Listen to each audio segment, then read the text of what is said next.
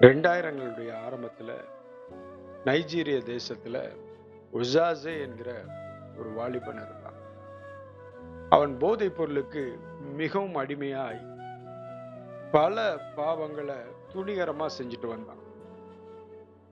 அந்த பாவங்கள் நிமித்தம் தேசத்தினுடைய சட்டம் அவனை கடுமையாய் தண்டிக்க அவன் சிறைச்சாலைக்கு சென்றான். பல வருடங்களாய் சிறைச்சாலையில இருந்த அவன் ரொம்ப டிப்ரெஸ்ட் ஸ்டேட்ல அவனுடைய வாழ்க்கைய அவன் ஓட்டிக் கொண்டிருந்தான். அப்போ அவனை தேடி ஒரு தன்னார்வலர் சிறைச்சாலைக்கு போகிறான். அவனிடத்துல அன்பு காட்டும் விதமாக பரிசுத்த வேதாகமத்தை அவனுக்கு பரிசளிக்கிறான். அவன் அதை ஒரு பெருட்டா நினைக்கலனாலும் ரொம்ப சோர்ந்து போயிருந்ததுனால அதை கையில வாங்கிட்டு அவனுடைய அறைக்கு போயிட்டான். ரொம்ப சோர்ந்து போயிருந்த நேரத்துல சும்மா அந்த பைபிள் எடுத்து புரட்டுவோமேன்னு சொல்லி புரட்டிட்டு இருந்தவனுடைய கண்ணில் அப்போஸ்தலர் நடபடிகள்ல பவுலினுடைய வாழ்க்கை அவனுடைய கண்களுக்கு முன்பாக தெரிகிறது. அதை எடுத்து வாசிக்க ஆரம்பித்தவன் அப்படியே கொஞ்சம் கொஞ்சமா அதுல ரொம்ப டீப் ரூட்டடா வாசிக்க ஆரம்பிக்கிறான். ஒரு கொலைகாரனா இருந்தவனுடைய வாழ்வை எப்படி தேவன் மாற்றுகிறார் என்பதை படித்த அவனுக்கு அவனுடைய வாழ்க்கைய அப்படியே அதுல திரும்பி பார்க்க ஆரம்பிக்கிறான். அப்ப என் வாழ்க்கையிலையும் கடவுளால மாற்றத்தை கொடுக்க முடியுமா என்கிற ஒரு கேள்வி அவனுக்குள்ள வருது. உடனே அன்னைக்கு ராத்திரி குளிர் நிறைந்த அந்த இரவுல அப்படியே முழங்கால் படியிட்டு கை ரெண்டையும் கூப்பி தேவன் கிட்ட அவன் பேச ஆரம்பிக்கிறான். அவன் சொல்றான், ஒரு ஜெபம் பண்றான் பாருங்க. அது அவனுக்கு ஜெபம்லாம் தெரியல, மனசுல இருந்தது. அவன் சொல்றான், ஆண்டவரே, இந்த உலகத்துல என் இருதயம் மாதிரி ஒரு கடினமான இருதயம் எதுவும் கிடையாது. நீங்க உண்மையிலே என்ன நேசிக்கிறீங்கன்னா என் கடினமான இருதயத்தை முதல்ல மாத்துங்க.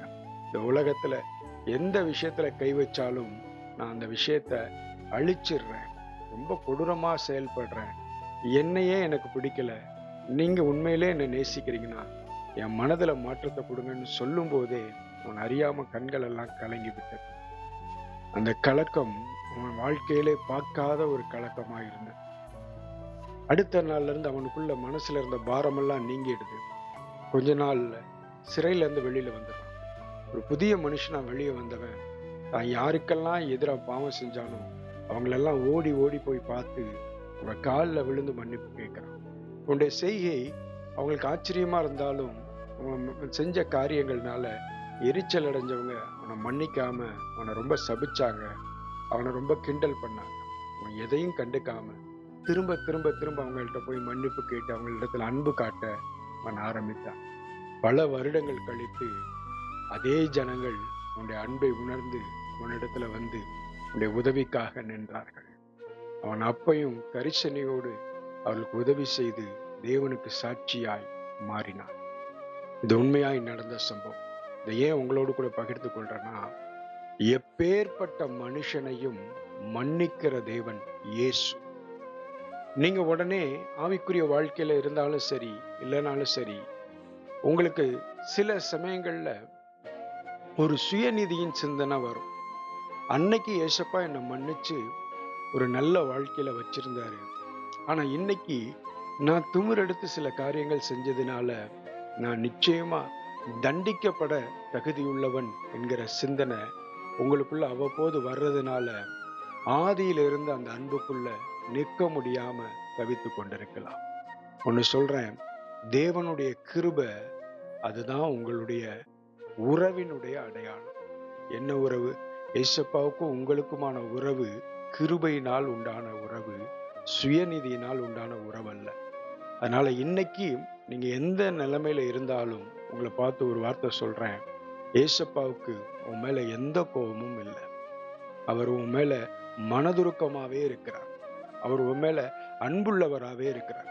வாழ்க்கையின் கடினங்களை வச்சு அவருடைய இருதய கடினம் என்று நீ தீர்மானித்து விடாது.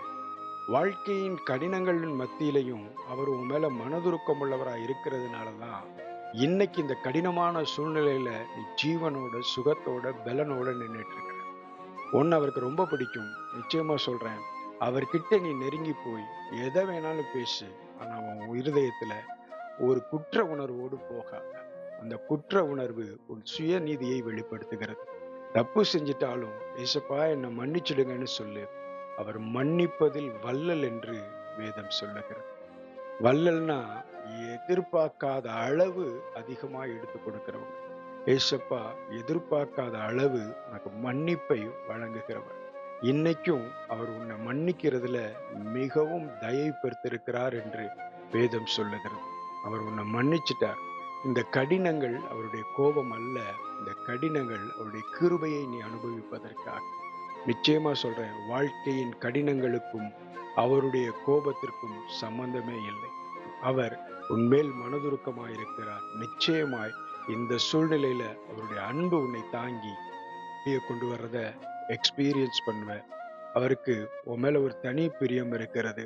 எல்லார் மேலையும் வைக்காத ஒரு அநாதி சிநேகத்தை அவர் உன்மேல் வைத்திருக்கிறார். நிச்சயமாய் உன் வாழ்வில அதை அனுபவிக்கிற சூழ்நிலைகளுக்கு நேராக அவர் உன்னை நடத்துவார். கலங்காதே, அவர் உன்னை மன்னித்திருக்கிறார். God bless you. கர்த்தர் உன்னோடு கூட இருக்கிறார். ஆமென்.